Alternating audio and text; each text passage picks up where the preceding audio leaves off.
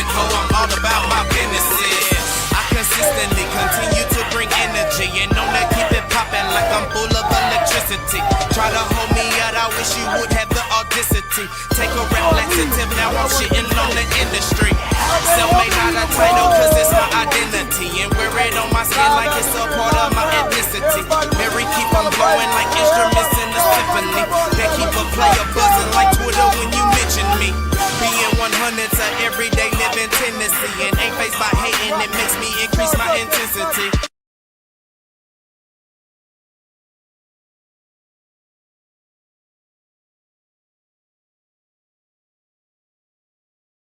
YouTube world, what is good, everybody? How's everybody living? How's everybody checking? You know what it is. It's the one man, 4,000 flavor of DFW Sports. Rocking with y'all here on this hump day, Wednesday, man. How everything been going with y'all, man? Y'all already know what to do. Like, subscribe, hit that notification chime for your boy one time. Follow me on X at Drewski Self-Made. We get some lot of things popping around some DFW Sports, man. Man, you know, I got some things to get off my chest. Sorry, I've been inactive here for a minute, man. I've been trying to, hit the gym, trying to get some gains, you know what I'm saying? Trying to get back in the shape of things like that, man, especially on this side of his age, it just be a little bit hard to recover. So trying to get back in the gym, trying to get some gains in, from the last time y'all saw me, I was supposed to go live after a Rangers game, but didn't have too much juice on his phone, and it was just a negative moment as well. And then had to meet my wife, her cousin, her son, and stuff like that after the game. So really didn't go live, and really just been taking a little bit break from then, as he say, trying to get back in the gym, trying to get some gains in here. You know what I'm saying? So that's what's been going down. But nonetheless, we've been trying to post about some things that's been going on in DFW Sports. So like I said, man, if you're new to the channel, like, subscribe, hit that notification bell, man. Got some topics to get up off my chest today, as we will go over post-game reaction of game 2 of the Rangers and Rays. That'll be main hot topic coming along with, as well as what do the Stars do as the NHL Stanley Cup Finals are going down with game 1 between the Edmonton Oilers and the Florida Panthers. All that's going in, but with the Dallas Stars, what is your move making? Are you willing to turn the page and really go after, put your eyes on another head coach, knowing that the amount of pressure that Peter DeBoer is going to be under for the 25-26 season when it kicks off in August? My little take on that, going about, how the Star season ended and what is possibly going forward, and what is really the tone around these parts here for Peter DeBoer going in. Talk some Dallas Wings. They took another loss, as they are 1 of 7 in the season to start this season off as it goes along. Tough times, real tough times here for the Dallas Wings, as they have been playing without Paige Beckers, as she's been under concussion protocol. Talk a little bit about that. Talk about the Mavericks options that's going. There's been a lot of rumblings talking about Jason Kidd and the inquiry of the New York Knicks, trying to get Jason Kidd and all the options that are going with the Mavericks having the number 1 overall pick. Do they stay firm with it, or is the trade ideas very enticing for the Dallas Mavericks coming forward? And then, of course, we got some Dallas Cowboy talk, and my theme for the Dallas Cowboy talk today is Brian Schottenheimer's new culture that he's trying to install. Can his new culture outweigh the Jerry Jones's culture? Because you already know it's going to be some obstacles for him to overcome his first year as the head coach of the Dallas Cowboys. So we'll jump into that. So stick tuned, man. We got a little live sessions going here for y'all, but let's talk about the Texas Rangers as they drop game 2, and basically they done already dropped the series. Another series that they have lost against the Tampa Bay Rays. Now, I will say this game they were a little bit more competitive, to say none the least. Only they just come up short, man. And this game, we can all, if you were watching this game clearly falls on the shoulders of Kumar Rocker. It's not even close about it, bro. His 3 innings really cost you this whole game. And I mean, as I'm looking on Twitter for the live reactions and stuff that's going on right now. What to say about the Rangers, bro? All I can say is, bro, they made this a competitive game. You look at 8 hits, you're really not moved about it, but they were able to put up runs. Their bullpen was able to stop the bleeding. Bullpen stopped the bleeding. The bats gave you a chance to bring it back. It was just, bro, Kumar Rocker's third. His three innings, let alone his third inning, just is one that you just want to throw away. You just want to throw it away, my guy. His 3 innings really sucked, as he gave up 2 runs prior to his blunder going in the third. But that third inning just killed him. You gave up a solo home run, and then you gave up more hits and then runs, and then on top of that, just with 2 on, I don't know, a ground ball that went to Jake Berger, went deep in the infield to Jake Berger, but he couldn't get to the base to cover it, so he needed Kumar Rocker to get out there to the first base. And what happens? Kumar Rocker, for some reason, was like, oh, I'm supposed to run to first base. There's no one there covering. He was late to get there. Therefore, the throw don't get on time. And then Kumar Rocker, after he catches it knowing he's not on time, he totally forgets that there's runners still on base and gives up 2 runs going in there, giving up a 4-spotter in the third inning. And that's just what really killed the Rangers for tonight. As basically his 5 earned runs given up was the reason the Rangers basically lost this game. But I credit the Rangers. When they got down 2-0, you really thought this game was over. Yeah, you did. You really thought this game was over. So did I. But that ain't what happened. The lineup, let's give credit to the lineup. The lineup made this an interesting game. And let's talk about some things. As Adolis Garcia got entered into the lineup. Now, credit him. He only had 1 hit out of 4 at-bats, but his 1 hit, his 1 single actually started the rally for the Rangers to actually be competitive in this game. The Rangers put up a 3-spotter in the 5th inning, but it was credit to Adolis Garcia, getting that hit, getting on base. Marcus Semien had a hard shot, but then, but give him credit. And then Jake Berger comes in there. He didn't get a hit, but he was able to get a run in thanks to Jonah Heim coming in there.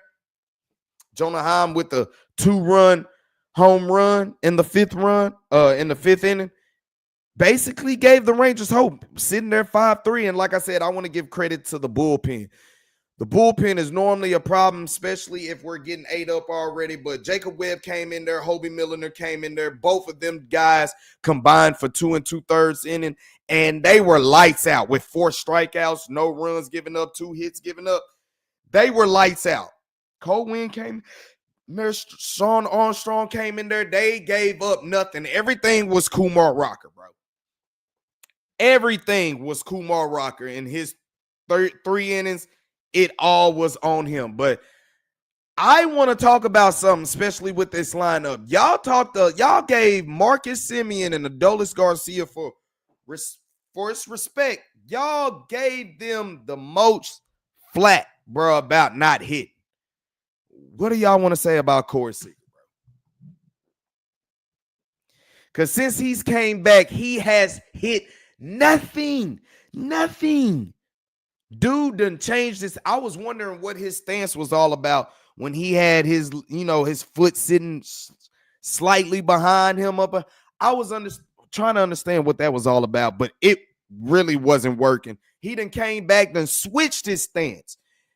And that dude is over, bro. He's over.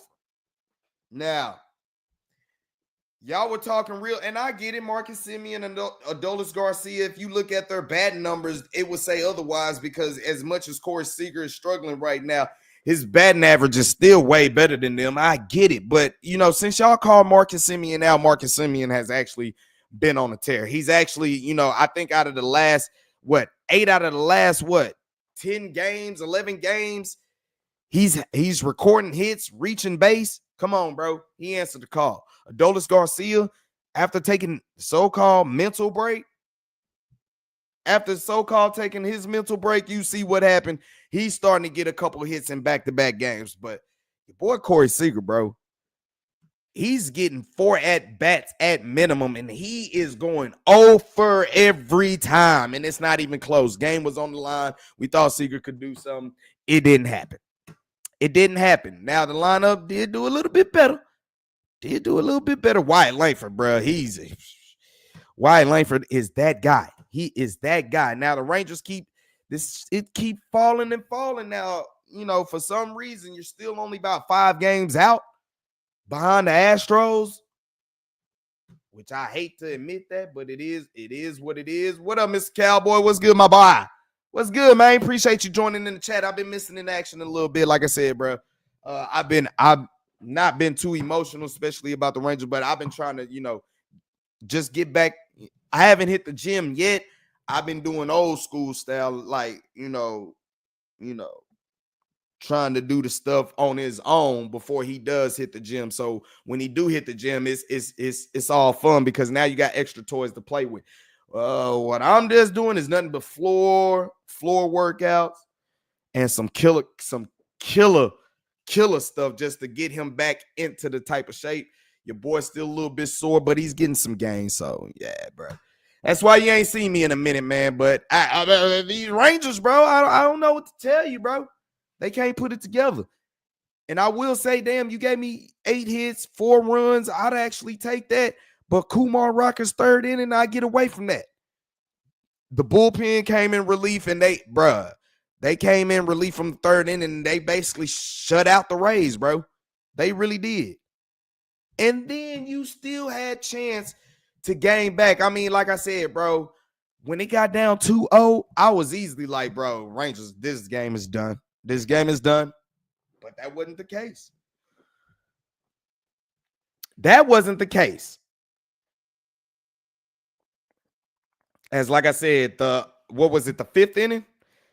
5th inning, Rangers end up putting up a 3-spotter credit to a 2-run homer by Jonah Heimtime. Ended up giving a little bit more, balance, and then you just kept plugging away. Wyatt Langford gets him an RBI in the 9th. You know what I'm saying? He's sitting on base, chance to take the lead or tie the game. Corey Seager does what he does, and yeah. 0 for 4, 2 strikeouts. He did walk, though. Rangers got to get it together, man. It's just a lot of things that they got issues with. Nathan Eovaldi's on the 15-day DL. So, oof. That right there is already something to look at. Our man Evan Grant talked about the bullpen, basically. The return of Texas Rangers Chris Martin is in the holding pattern. So, like I said, going off of this game, the Rangers will play the game 3 tomorrow, just looking to avoid the sweep. Who's going to be on the mound tomorrow? I believe it's going to be Jacob deGrom, I believe. No, Jack Leiter's on the mound tomorrow. It's a shakeup with the rotation because you got Nathan Eovaldi that's going to be on the shelf here for a minute. Mr. Cowboy, after tomorrow, we make a weekend visit down to Washington, bro. So, go ahead and get you some of them tickets up in there. You know what I'm talking about? Your boy with some of that footage right there. For real. It's all good, bro. Y'all happen to be in the AL West League, but everybody can still somewhat see each other right here. What up, Jeff? What up, nephew? What's good, bro? Appreciate you joining in the chat one time, having some extra time to check about some DFW sports. Boy, it's going rough up in here, man. It's going rough in here. I can't lie to nobody, man. It's going real rough. Real rough, especially when it comes to the Texas Rangers, man. And like I said, I'm glad that the bullpen was able to hold a shutout. You got some long relief pitchers that came in there, did some things, and then you had the closers come out. But y'all know I'm tied into the Dallas Morning News. So while we're on the Rangers subject, just breaking down a couple of what these Texas Rangers beat writers are breaking down, especially Evan Grant, who's Texas Rangers insider beat writer for the Dallas Morning News. He basically gave a update about Chris Martin. Basically, it was supposed to be he was just supposed to have rest for his what was it, tricep or shoulder, something like that. But it was just supposed to be a couple of days to get some rest. Now all of a sudden he's in a holding pattern. He's in a holding pattern after bumpy bullpen session. Evan Grant writes of the Dallas Morning News, after a bullpen session on Tuesday, they seemed to still be lacking in command. The Rangers held off on activating Martin from the IL on Wednesday. We're in a holding pattern with him, manager Bruce Bochy says. We don't want to activate him until we feel he's fully ready and he feels that he's ready. So we're going to take another bullpen and continue to reevaluate where he's at. He's basically been on the IL since May 19th with shoulder fatigue. He would throw on Thursday in Tampa, or if he would wait until the club goes to Washington for the weekend. In Martin's absence, the bullpen has performed remarkably well. In the 2 weeks since he has been placed on the IL, the bullpen has allowed 11 earned runs, 18 runs total, and 42 1/3 innings. So not too bad without having your high leverage relief pitcher. So basically, Martin being in the primary 8th inning reliever before the injury. In his absence, you got Robert Garcia, who has stepped into the high leverage role. Luke Jackson, who had the bulk of the save opportunities, has been moved into more middle innings role. So probably he'll be on deck to probably look for some things coming out tomorrow, just in case Jack Leiter has a rough road start tomorrow. Are you going to the game Sunday? That's a bet. I figured. You told me they Rangers was coming into town, bro. If you're gonna say Washington is bad, well then I hate to break the news to you. That Sunday game might be a snoozer, because it could be a 2-0 game, man. That's how it's been going. Ulysses, what's up? Salute to y'all joining in the chat. Like I said, I'll talk about some Maverick options here later. Talk about the Cowboys culture, Schottenheimer's culture versus the Joneses culture. If he can overcome that, I'm gonna talk about the Stars. Do they need to make a decision with the head coaching spot with Peter DeBoer? Talk about some Dallas Wings and talk about some more other Dallas sports and everything else that's going on. So, like I said, appreciate y'all for tuning in. Back on the Rangers, bro. It's luckily the lineup is trying to get some things going, but I'm almost to the point where, bro, we might just need to start looking at the young guys. Also, Evan Grant has another article talking about, we're trying to get some, you got Nathan Eovaldi on the shelf, Chris Martin is on the shelf. What I've been telling y'all, here in the next few weeks, that rotation is going to get stronger, because you're going to get the additions of Cody Bradford, John Gray. Evan Grant does write about the possibility of Josh Sborz and Cody Bradford's latest bullpen being a success and a return becoming realistic. As y'all know, Cody Bradford is out with a sprained elbow ligament. Bradford on Wednesday this is from Evan Grant of the Dallas Morning News. Bradford on Wednesday threw his second inning bullpen session that included his breaking balls. He said after the 30-pitch outing went well, he experienced no pain in the elbow. So that's the main thing that you want to see coming from Cody Bradford. There are significant developments. Bradford is expected to throw another bullpen session over the weekend in Washington and could potentially face hitters in a simulated game before the Rangers' 3-city road trip comes to a conclusion a week from Thursday and at Minnesota. He also mentions so you got basically what you got is Cody Bradford. He's starting to throw more design pitches. He's starting to get some more of those in there. And the main thing about him was to be able to throw without feeling any soreness, any pain going in through. That's the first check mark. So now let's see if we can, turn up things a little bit up a notch. Also, he writes on this, he reported about Josh Sborz shoulder surgery. He's expected to throw bullpen sessions in Washington and Minnesota and can begin throwing to hitters when the club returns from the current road trip. So basically, Who do we play down here? The White Sox Father's Day weekend. That Father's Day weekend, they're looking to see if they can turn them up a little bit. Sports is up to 88 miles per hour in the bullpen sessions with his fastball, but that is expected to jump when he faces hitters in a game situation. Best way to describe where I'm at, this is Josh Sports speaking. Best way to describe where I'm at is that, like, I've arrived at spring training. We have a couple of bullpens and games and are about to start, Sports said. With that in mind, it starts to become a bit easier to plot his return. If he starts facing hitters next week, it's not unrealistic to think he could be less than a month from returning. Sports has maintained all along that he'll like to be back by the All-Star break. So that's things that's, looking on the up and up. Veteran catcher Tony Bernhardt, who was designated for assignment last week and eventually released, he has re-signed a major league deal with the Rangers and will rejoin the Rangers with Frisco and AAA Round Rock. So Tony Tucker Bernhardt, he's still with the squad. He gets re-signed back. Left-handed pitcher Jake Latz allowed 3 inherited runs to score on Tuesday. They were all charged to Tyler Mahle. But, there's some things that's going with this pitcher staff that, if they can just hold firm, you're going to miss a few starts from Jacob DeGrom. I mean, not Jacob DeGrom, Nathan Eovaldi. So with that being met, this is where Kumar Rocker had to come into play. But with Kumar Rocker doing what he did today, the Rangers are stuck in a situation. They're going to have to keep rolling them out there.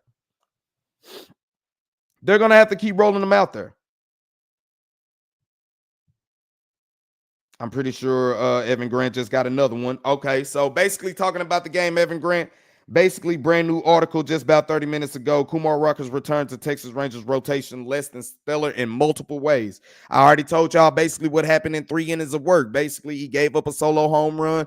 He gave up a few hits, had a couple runners at the corners, and then he ended up giving an RBI single. And then after that, it was just a total meltdown in the 3rd inning.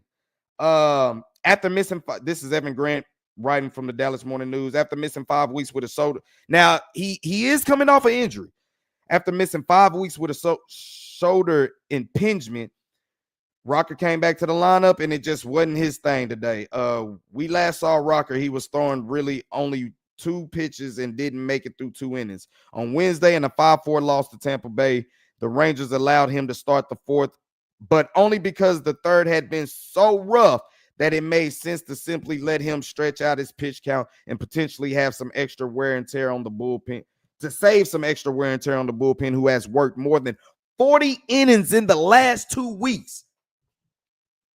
So your starting rotation, bro, I mean, they're starting to break down a little bit. This is where the lineup has to start helping them out. Rocker allowed 5 hits, a walk, and 4 runs in a 30-pitch 3rd inning. I told you the 3rd inning was basically his undoing. 5. Let me repeat that for y'all. Kumar Rocker in the 3rd inning gave up 5 hits, a walk, and 4 runs in 30 pitch. He had a 30-pitch inning in the 3rd. And then what was even worse, he had blunders after that. Ground ball chopper gets deep in the infield. You got to go cover first base. Remember that? Oh, yeah, I do got to go do that. Not only did you forget that, you forgot that and then was like, oh, I forgot there's 2 other runners that's there, and they just kept running, bro. It was just a disaster. It really was. Rough as that was, a fielding mistake may have been stung worse, is basically what he's saying. On Jake Mangum's 2-out ground ball. On a 2-out ground ball. 2 outs. Rocker got a late start to cover first and wasn't able to beat Mangum to the base. It allowed run to score, but then Rocker took several more strides toward the outfield after the play. He seemed to lose track of Jonathan Aranda, who had been on second. He came to around and scored. That was the night for the Rangers. That was your night. Like I said, Kumar Rocker wasn't doing too bad, but the 3rd inning, it crushed him.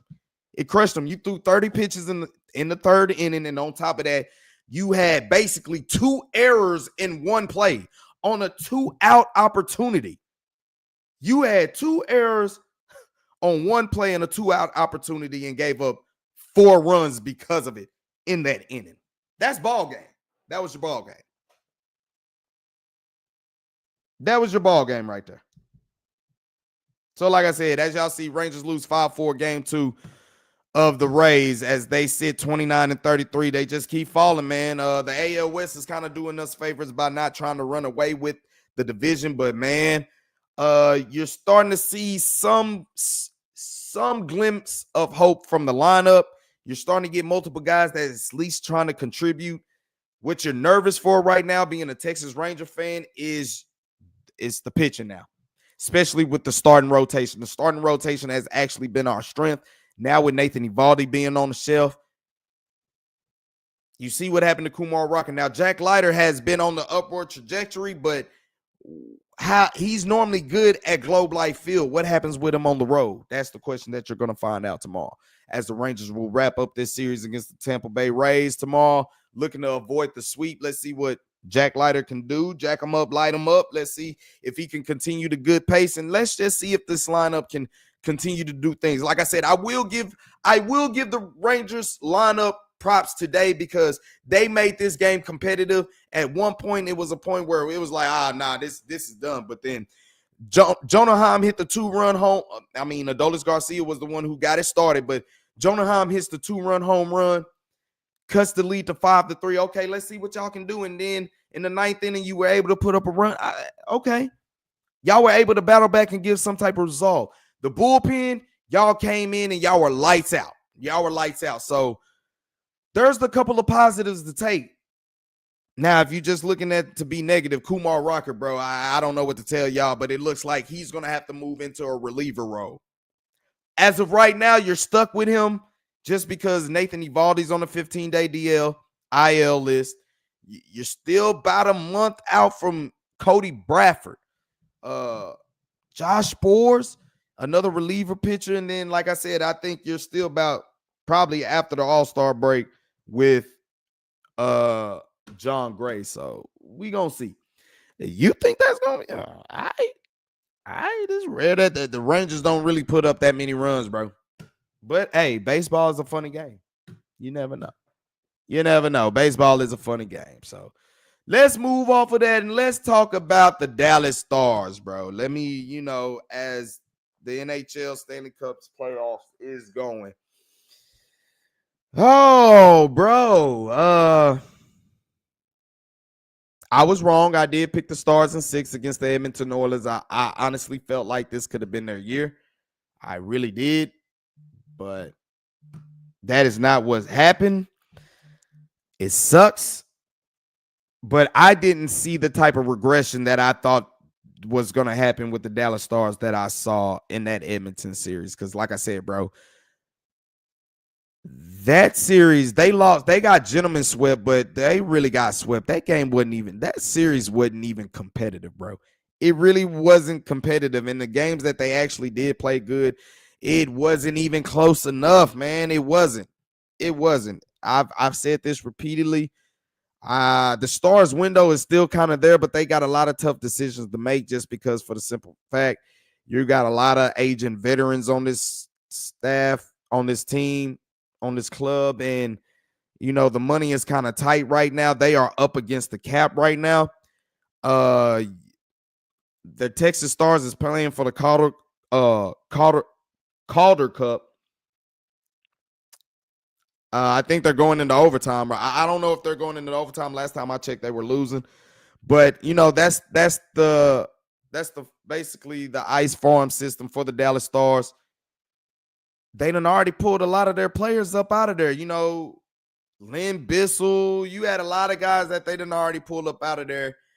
And with them trading for Mikko Rantanen, Mikael Granlund, you gave up a lot of first round. You gave up a lot of draft capital for that. So you're looking at the Stars, bro. Who do you keep? Who do you want to have on here? You know what I'm saying? What's her name? Leah Asamakop. I can't say her last name for nothing, but Leah Stars beat writer of the Dallas Morning News. She had a couple of good things, a couple of good questions. What do the Stars do going here forward, basically in the offseason with some of the decisions to make? She had 5 moves that the Stars could make this offseason to free up needed cap space. The thing with Matt Dumble, now when we got Matt Dumble, we was like, okay, we get a guy who's not afraid to mix it up with some guys. And you saw in the postseason, he got no run, none. So what was the point of even bringing him on? But she writes to move Matt Dumble. That got to be a top priority for the Dallas Stars front office this season. Will likely be moving defenseman Matt Dumble. The Stars signed Dumble to a 2-year deal worth $3.75 million annually last offseason, and it hasn't quite worked out that the Stars would hope. He's recorded 10 points, 1 goal, and 9 assists in 63 regular season games before being scratched for the entirety of the postseason. Peter DeBoer basically brought in Alexander Petrovic more than a veteran over Matt Dumble. So that show you what it is. Matt Dumble was also a -5 and recorded 60 penalty minutes in his 63 regular season games. Basically, a buyout could be a last resort, but it isn't the best option as the Stars are still paying Ryan Suter's buyout. Good Lord. So sending Dumba and a lower draft pick to a team like Anaheim could be an option, is what she's saying. She's also mentioning about trading Mason Marchment, who had, in the beginning of this postseason, he had some of the dumbest penalties I saw coming up. That was really hurting the Stars. But Leah writes, it might not be the popular opinion among fans, but Mason Marchment may be one of the better trade pieces the Stars have this offseason. He has a $4.5 million cap hit, which isn't cheap. And if the Stars want to prioritize bringing back players like Mikael Granlund and Matt Duchene, they're going to need room to do so. Granlund's previous deal with the $5 million cap hit expires this summer. So if you want to re-sign him and bring him back, you're going to have to make this type of move. He was added at the trade deadline and was a key contributor in the postseason and is one of the most versatile forwards on the roster. Duchene, a 30-goal scorer and the most consistent player for Dallas during the regular season. He's also should be more affordable. Marchment had one of the best seasons of his career in 2024-2025, recording 47 points, 22 goals, 25 assists in 62 games. He missed over a month with needing facial surgery. You talk about being unlucky. Man caught 2 pucks to the face. His numbers took a slight dip after his injury. He had 27 points in his first 33 games before recording 20 in his last 29. In the postseason, he had just 1 goal and 4 assists in addition to 18 penalty minutes. She's basically making a case if the Stars need to make space, he could be a piece they're willing to part ways with that will come with a solid return. So Mason Marchment is not popular. A lot of fans would say, no, we want to keep him. But if you're looking to get under the cap and get some things back in return because you don't have no draft capital, something that it's kind of reminding me what the Dallas Mavericks are in, then don't be surprised if you hear Mason Marchment's name being thrown into a lot of mix of trying to trade and get some value for. Another one she mentions, which I don't know about that, but you could get a lot for, a trade for Jason Robertson. A trade of Jason Robertson. A far less popular decision than trading Marchment would be trading Jason Robertson, but he is an option Dallas could explore this offseason. It won't be an easy decision and might not even be the right one, but Dallas could get the best return for a top scorer like Robinson. With his current contract, it's unclear that they'll be able to keep him in the long term. Robinson has led the team with 35 goals this year. He's recorded 80 points in 82 games, even after a slow start following the offseason foot surgery. What else she got? Robinson is Robinson makes $7.75 million on the final year of his contract. He is set to become a restricted free agent next offseason and unrestricted free agent the year after. He'll probably expect a big raise in the coming years, and the Stars may want to decide now whether they think they can afford it or should they get something else in return. So if you're moving on from Peter DeBoer, or if you're riding this last coattail with Peter, because Peter DeBoer, he's basically going to be in the last year of his contract. If you let that ride out, do you try to get something for Robinson and Mason Marshman? Because I guarantee you'll get a lot in return for those two right there. Jason Robinson, Robo, I would not do. No, ma'am. I wouldn't do that. But if you're looking to repal, because like I said, you done really pulled all of your people from the AHL, from the Texas Stars, really. And you traded Logan Stankoven, so it's like some things on some young talent got to be replenished sooner or later. She also mentions about make Jamie Benn deal bonus heavy. So give him the lowest veteran minimum, because Jamie Benn he's already done talked about. He done played 16 seasons with the Dallas Stars. I really couldn't see him in another uniform. I would rather hope he retired than to play for another organization. But, you know, he's making a little bit of money, but he's that type of veteran that the locker room still looks up to. You know what I'm saying? They still respect his voice. His voice is big. It rings bells in there, and I expect the Stars organization to try to keep him, work whatever out with him. And I don't think it's mostly about the money neither. But, you know, hey, whoever says it's not about the money probably just ain't never had that type of money. She also continues to write, Leah of the Dallas Morning News, if the Stars bring back Captain Jamie Benn, his contract will have to look a little different.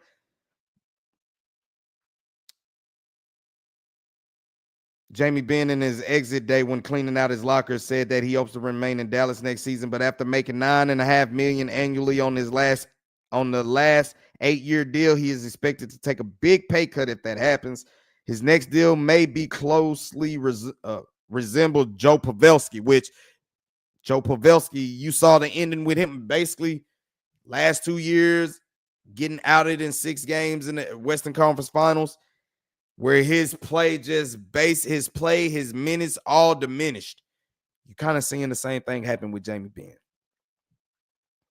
I don't want to see it. Jamie Benn, I fucks with Jamie Benn, but it's got to be something, man. I mean, he was really ineffective for us, but he played his role the way he was supposed to.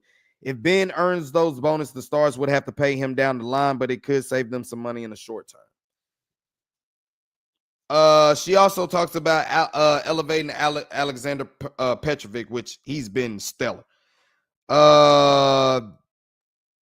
Pulling up from the AHL, they brought Cody Cecil in from San Jose when they made the trade deadline. He has a 3.25 cap hit.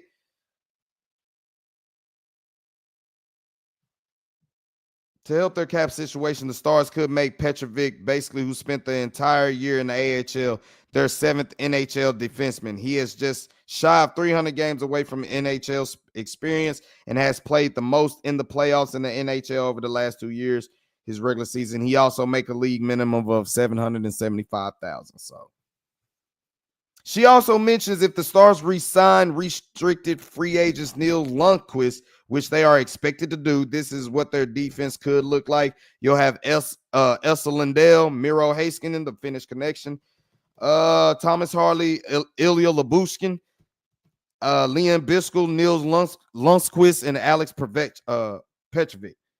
Realistically, the Stars should target adding another quality right-handed defenseman in free agency if the cap can afford it, but Petrovic is a reliable option for additional depth.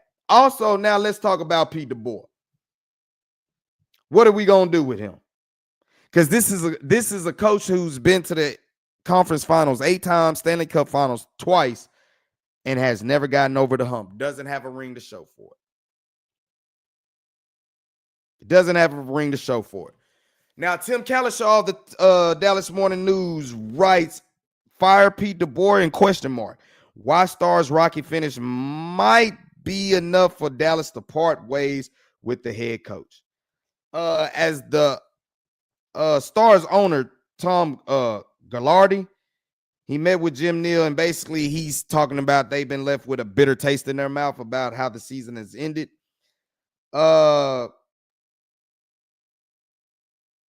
Stars owner Tim Gallardi met with Jim Neal Wednesday afternoon before the general manager flew to Austin before the Texas Stars playoff game. DeBoer's fate was discussed but has not been resolved. That leads me to believe he's not coming back. The owner said the day after the Stars 6-3 loss eliminated them from the playoffs that he couldn't imagine having to make a decision on his head coach. Things change. All indications are that several players spoke out against DeBoer in their exit interviews, especially how he did Jake Onger. Now, if you were watching that and you saw how he pulled Jake Onger, it was like, bro, them goals weren't even his fault, bro. And you pull him like that. The thing that makes you look at everything, Jake Onger is the goalie of the future for the Dallas Stars. He got a whole long contract. Got like 7 years left on his contract. DeBoer, you're coming into the last year of your contract, and you make a move like that, oh, you done fractured it between your franchise goalie right now. What? Why did you do that? Why the fuck did you do that?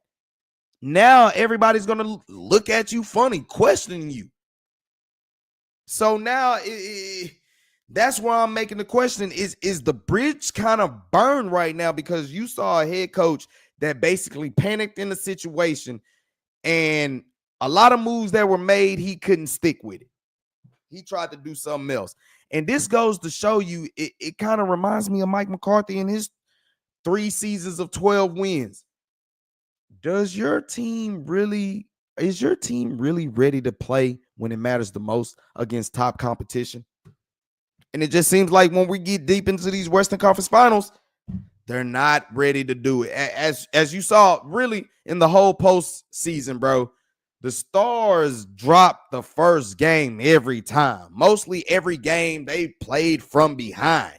So it's like, damn, bro, are we actually ready to play? Is what you question. Tim Kalashaw continues to write at the Dallas Morning News. His benching of goaltender Jake Onger just 7 minutes and 2 goals into Game 5 was their principal concern, but not their only one. On top of that, DeBoer was he was basically doubled down 2 days later when he said he hadn't talked to Onger and asked if he needed to worry about his relationship with other players he might have benched or demoted for various times.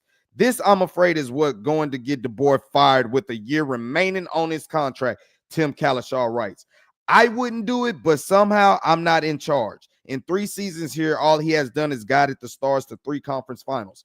Right now, there are raw feelings about losing in 5 games, about not getting past those conference finals one more time. But think about this for 1 second. Florida is the only other team that has made it to the conference finals each of the last 3 seasons. The Panthers are the reigning kings of hockey, and we'll soon find out if they can repeat against Edmonton. Dallas is in a class right below these 2 teams, third out of 32. Which is a valid argument. That's a valid argument. When you're in the top 4, that says something. I'll take that along with some occasionally behavior from my head coach 100 times out of 100.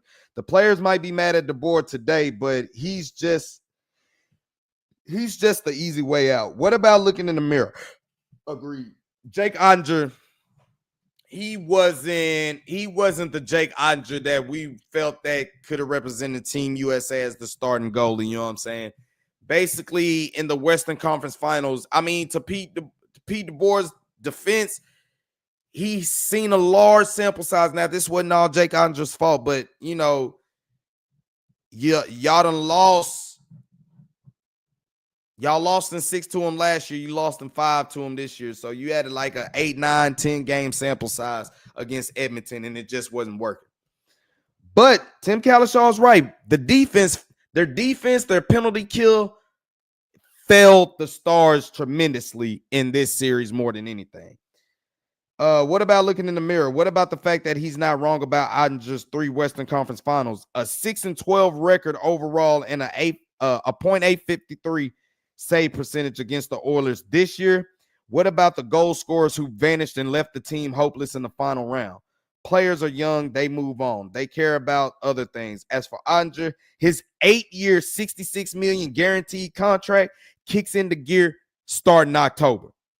If he still needs a little extra fuel for any reason, motivation to prove his coach made a terrible decision that he used it, made a terrible mistake has been used effectively in the past. Yeah. When you bring out the numbers like that, when your goal percentage goes like that and you're 6-12, basically in the conference finals, basically against, that's just that's just against one squad, though. How I look at it. There was plenty of yelling in the locker room after the game, although those of us on the other side of the door could not exactly hear what he said. It was directed at the new coach, Ken Hitchcock. The players couldn't stand him, didn't respect him the way they had Bob Gainey. So you had a little bit of change in there. Is probably the reason why you got a little bit of that from the Dallas Stars to fall, the way they did. But he's saying players and coaches both can learn from mistakes after Game 5 against Edmonton a year ago, another defeat, but one that left the Stars with the game to play. DeBoer took out his wrath on a popular, decorated Dallas columnist and told him to write whatever the heck he wanted. I remember that, and I think it was Tim Kalishaw. This year, he took it out on Andre. All Pete really needs to remember is that I'm a much better target. So basically what he's saying is it's a sour taste in the locker room, not just from losing, but the way you handled Jake Andre and the way you handled the team, and then the way you're still going about it. You're basically saying, like, I don't give a damn. Yeah, I pulled him. You don't want to say that I panicked because my team was playing piss poor. I'd rather you say that than to just be like, I'm not here to say we damaged relationships and all that type of shit, but I just think you made a panic move because I think you made a move that is uncharacteristic of yourself, because Peter DeBoer is really a calm nature kind of guy. So to see him burn his time out, watch his goalie go on the ice, yell at him to get back off the ice, to rip into his team, that's not you. That's not you. And on top of that, you had other coaches on this staff that players weren't vibing to. Now, it's hard to say what happened because during the regular season, you had 50 wins. It didn't seem like that was the problem. Now, maybe that 7-game losing streak going into the postseason was things to come. Maybe there was things breaking down in the locker room that we just didn't know about until, as you see, unfolds now. As you see unfolds now. So it's hard. To me, I told y'all I would have got rid of Mike McCarthy, but he has the argument. It's hard to fire a guy after you go 12-5, 3 straight years. Peter DeBoer has more of an argument. Yeah, the relationship is real sour probably right now with his franchise goalie, but Peter DeBoer is on the last year of his contract. He might not be here that much longer. So if he's on the last, this would make sense more to let him play out of his contract than Mike McCarthy did. But the problem with this is, for Peter DeBoer, it's Stanley Cup or bust. So you win 50 plus games in 25-26 season. You win the President's Cup, get the number 1 seed, but you don't get to the Stanley Cup Finals. You're done. There's no bringing you back. There's no trying to renew all this. You're done. You're flat out done. And that's something. It's rare that things work out when the coach is on the last year of his contract. And if it's already internal beef going inside the locker room, that kind of makes it worse. That kind of makes it worse because now if there's adversity coming, your coach just showed this out. Like I said, to me, that's uncharacteristic for him to be the way he was, demonstrative, and seeing the way he is being now. But that's a guy who's under the pressure. This is a guy who's been so close to trying to get a Stanley Cup ring, but it never comes through for him. So you want to talk about being on the highest of pressures next year? It was already going to be high because 3 straight trips to the Western Conference Finals, all you can do is go to the Stanley Cup Finals now. You know what I'm saying? So the most positive thing is you're in the top 4. That's the positive. But damn, bro, 3 straight Western Conference Finals. You bench your franchise goalie like that. You think everything is going to be peaches coming out next year? Because and to me, if you're acting like this under the pressure like this, like you did in Game 5, I can only imagine if you hit another 5-7 game losing streak in next season. Will they be ready to get rid of you then? See, this is a problem that the Stars have really, Jim Neal and the owners, Tom, they got to really come together and really think about this. They got to really think about this and think about what's best for their team going forward. That's how I see it. Checking the Twitter feed real quick. What's going down? What's going down?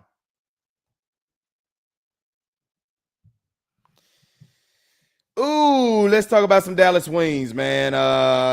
You want to talk about better days. Better days have came for these girls, man, as they dropped last night's game against the Seattle Storm 83-77. It was another game that they played without Paige Beckers. The game was a pretty decent, good game, to be honest with you. The Wings held in as much as they could, but former Dallas Wings Skylar Diggins, she basically carried the torch and she basically finished the game at the end. But Dejanay Carrington, she had 22 points. So it's been a great pickup for the Dallas Wings. A lot of people are trying to call her dirty, but this is just a girl who plays real hard. Maddie Surgis added 11 points. Arike Agumbawale, she didn't have her good night. She was 4-15 from the field, and that's just something. While Paige Becker is out, she has got to carry the torch. But she's getting a little help from other people. Maisha Haynes-Allen, she contributed with 16 points. It just wasn't enough for the Wings, as, what really happened to the Wings that night, they gave up 30 bench points. I mean, the Seattle Storm got 30 points from their bench, and that basically was the deciding factor, as the bench didn't really give you too much for the Wings. But, hopefully you get Paige Beckers back. Hopefully that's an extra 12, 14 points right there. They win this game. They are struggling mighty, mighty badly. They are 1-7 of the season here going forward. I don't know, man. Hopefully we'll get some things to look at to see how, what they're going to do to scratch back. The Wings' next game will be Friday down here at College Park against the LA Sparks. Let's see if they can get things turned around. Let's see if Paige Beckers also comes back to the fold as well. That's what we got for the Dallas Wings, man. They just gotta keep plugging away. They gotta keep plugging away. What about your Dallas Mavericks? Do y'all trade the number 1 pick? They was talking on the radio. I heard a little bit on the radio. Do you trade the number 1 pick to your arch rival, but do you trade for them to get more draft capital and all that type stuff? Bruh, me personally, if you trade to get more draft capital, that would make you look more fucking stupid, because, bro, you should have just did that in the first fucking place. Trading Luka was stupid regardless. That was stupid regardless.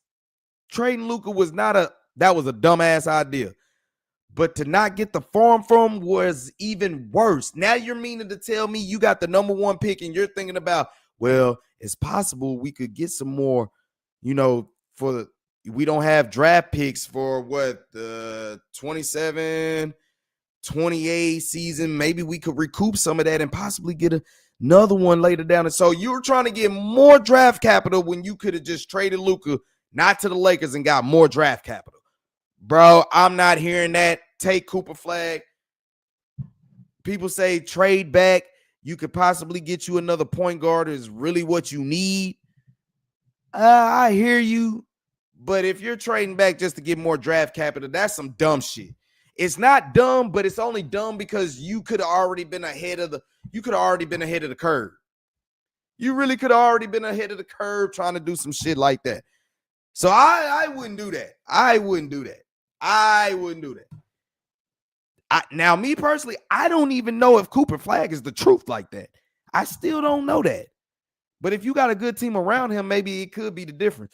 Cam, what's up, my guy? Appreciate you tuning in. Tierra McCowan needs more playing time.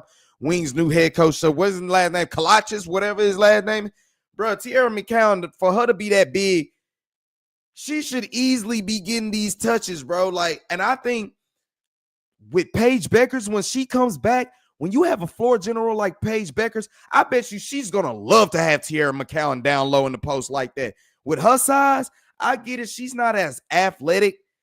She's not as, she's not as mobile or athletic as well. But, bro, her size is making the difference every game for the Wings.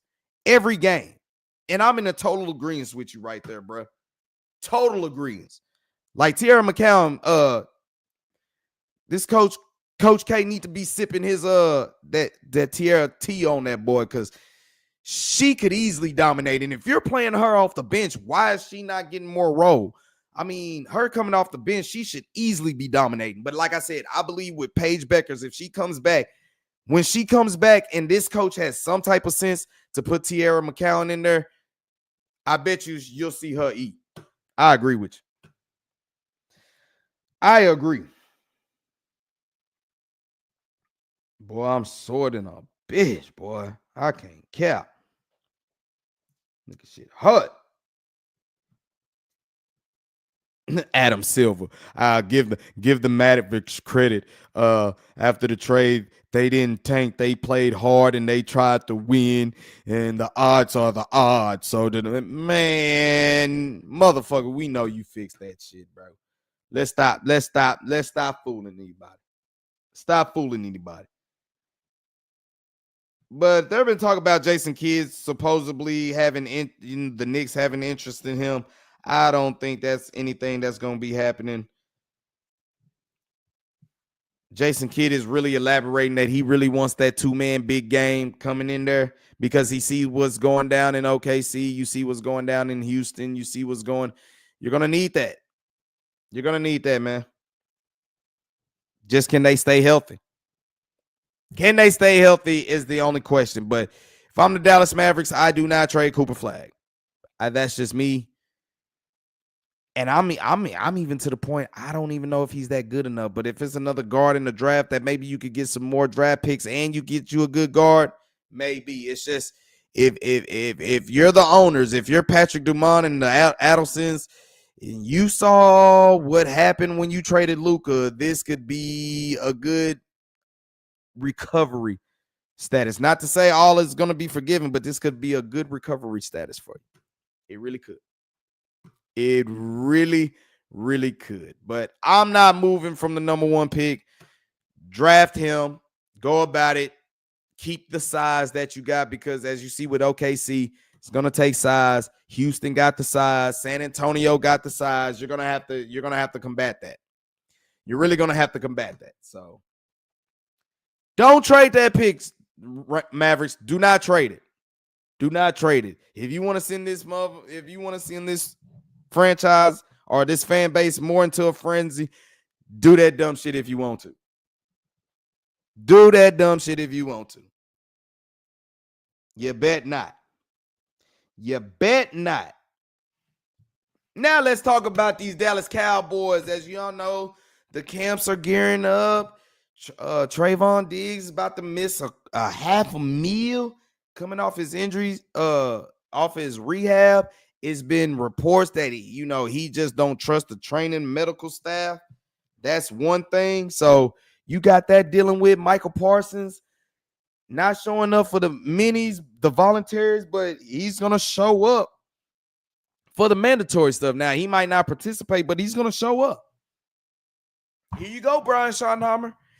Here is your introductory for your new culture trying to overcome the Cowboys culture that's ran by the Joneses. You know what I'm saying? It's ran by the Joneses. So Michael Parsons saying, I'm a man of my word. I'm going to show up. For the last 3 seasons, you done had dudes hold out for new contracts. Last probably 4 seasons. Dudes done held out for contracts and they done got their way. Now Michael Parsons wanted to be the good Samaritan. Y'all questioning his leadership, all that type stuff. Look, he's gonna show up, but now he's saying basically the ball's in the Jones hands. Pause all that. I know how y'all can get. But my man Calvin Watkins wrote something about Stephen Jones and the Cowboys look to a familiar source to round out the roster. They're sitting on $32.1 million of cap space, but they ain't looking to do none of that. They got their eyes on UFL players, they feel, you know what I'm saying, to make something happen. We don't have anything. This is Stephen Jones talking. We don't have anything on the front burner. Cowboys co-owner Stephen Jones said Tuesday, obviously we're paying a little attention. We found a player or two through the UFL, and we're watching in terms of guys that do good job over there. So they're looking to be cheap and try to be, the smartest people in the room. But they're getting tired of being asked about the Michael Parsons contract situation. Why? If Michael Parsons is showing up, then y'all should be talking about a deal, right? I couldn't understand when CD wasn't there. You got to talk to his agent. That makes sense. Zach Martin, the Zeke Elliott's. Now, Dak Prescott, that was a whole different story. He was still in camp, but y'all still couldn't get shit done until the 11th hour. Brian Schottenheimer, you have done and said a lot of good things, bringing in the old Cowboys of the 90s and prior to that, all championship legacy Cowboys, bringing around the culture of, look, this is what is expected. Super Bowls are expected here. And that's something that you're preaching. That's something that you're trying to do. And I recommend it. I commend you for doing that. But now this is another part that you got to get over. It's the Jones culture. And what you're going to face is basically your best defensive player being out of camp due to a contract dispute that the front office wants to drag out the headlines about because they came off a shitty-ass season last year, and they ain't been nowhere close to the NFC Championship game since 1995. So the best way they can do is make sure they drag out headlines. That's just how it goes. So, Brian Schottenheimer, number one, can you keep this team focused knowing that Michael Parsons, and can you, your coaching staff get the next men available up and ready to go? Can you do that? That's what you're tasked with, because this is going to be a distraction all time. I mean, we see how the Joneses work. They want to say we have a deal in place, but it's up to us. It's up to Micah or his agent. They don't want to talk to us. Bullshit. Why does the player and the representative got to go to you? Well, you supposed to come to them with a deal, and then they say, okay, this is how we start negotiation. You come with a number, and we say yay or nay, and then we negotiate from there. But if you ain't even coming with a number, it ain't no point to talk. Why should I put myself out there to put out something, give y'all a line when y'all supposed to be getting the line? This is how negotiation actually works. But for Brian Schottenheimer, you're going to be facing with this. You're going to be faced with this. Let's say Dak Prescott has a bad training camp and Joe Milton shines. Here comes the quarterback controversy. Let's say you get in the preseason camp and Joe Milton's taking all the snaps and he's shining. Cowboys go 2-1, 3-0, and he has good numbers. And Dak Prescott in the first 3 weeks of the season struggles. Here you go. There's going to be a lot of things for not just Brian Schottenheimer, but a first-year head coach is going to have to deal with. This is going to be crazy for him. Oh, man, your boy sore as hell trying to get them games, man. Bro, that's why I've been missing in action, bro. Trying to do these lives, man. Boy been working out, and then he crash out after that. He be hurt, he be tired, all that. But can Brian Schottenheimer, do he have the players willing to believe in what he's trying to instill, and can this overcome all the distractions? That is the biggest thing Brian Schottenheimer has to basically have under control. Look, the Jones like to run their stuff as a circus, so you're going to get asked a lot of questions. If Stephen Jones is getting tired about hearing about the contract, details between him and negotiation period between Michael Parsons, what makes you think that's going to stop the media from asking Schottenheimer that? So is he going to have the stomach to, keep on answering things like that? Can he do it? I don't know, bro. I don't know. But his new way of bringing in instilling culture is going to be put to the test right when the training camp starts, because you're going to be without your best player and everybody's going to talk about it.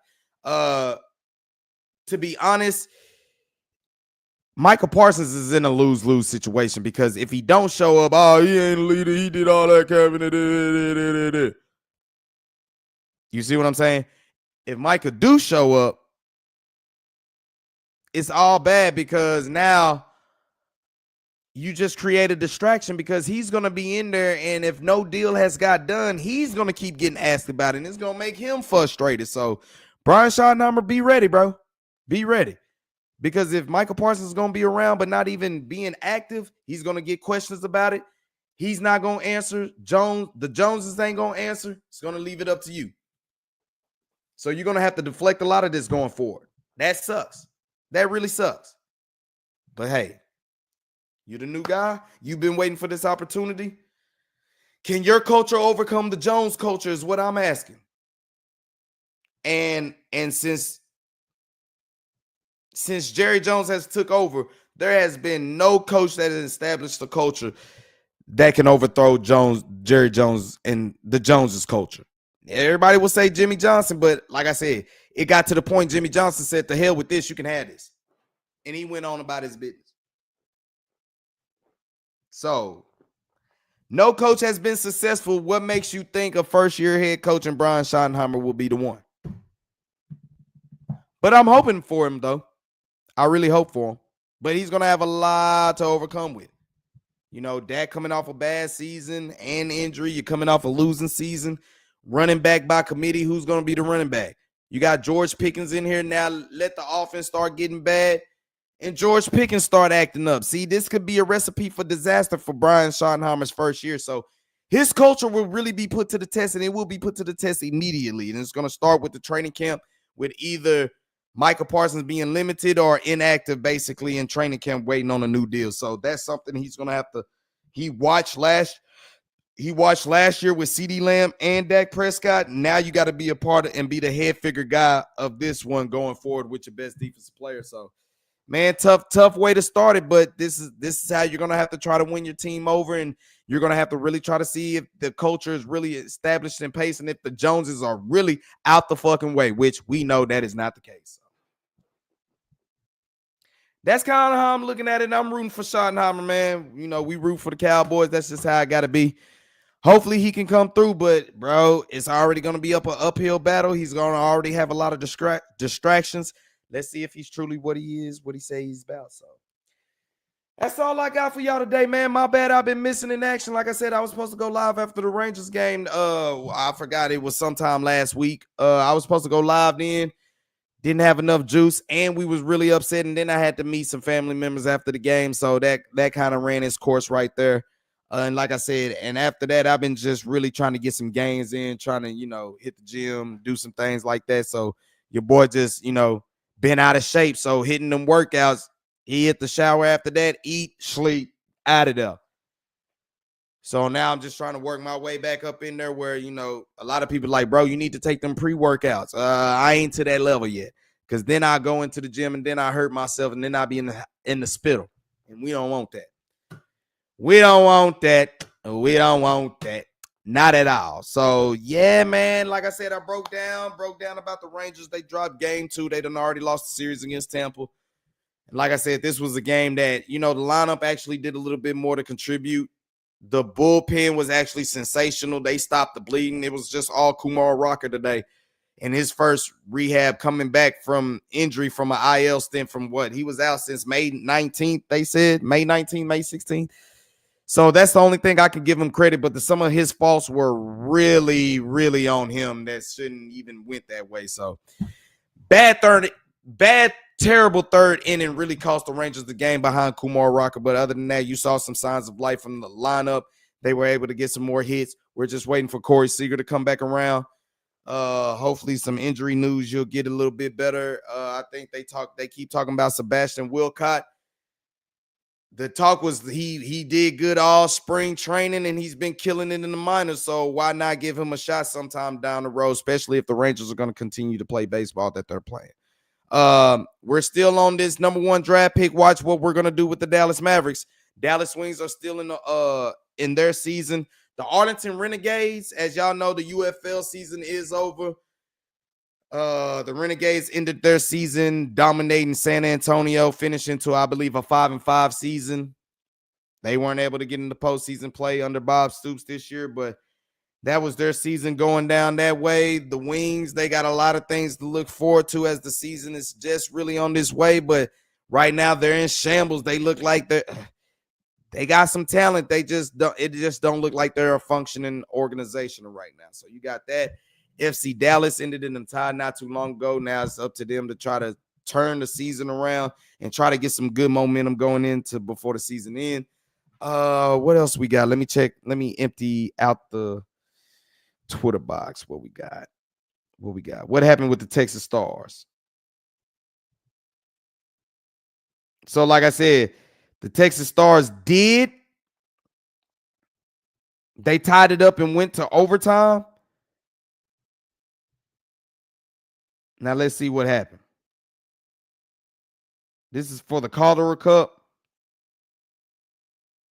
The Dallas Stars lose 5-4 as the Canucks score in overtime. So the Canucks take game 1 of the Calder Cup series. Game 2 will be Saturday. Then games 3, 4, and 5 will be down here at Cedar Park. So is that something that we could go check out? I don't know. Let's go see. But that's what happened right there. What else we got? That's about it, man. What's in action tomorrow? Like I said, Rangers will be in action tomorrow. A 6:35 game, so I guess we could do a post game. Also, we could probably do a live look at the NBA Finals as well.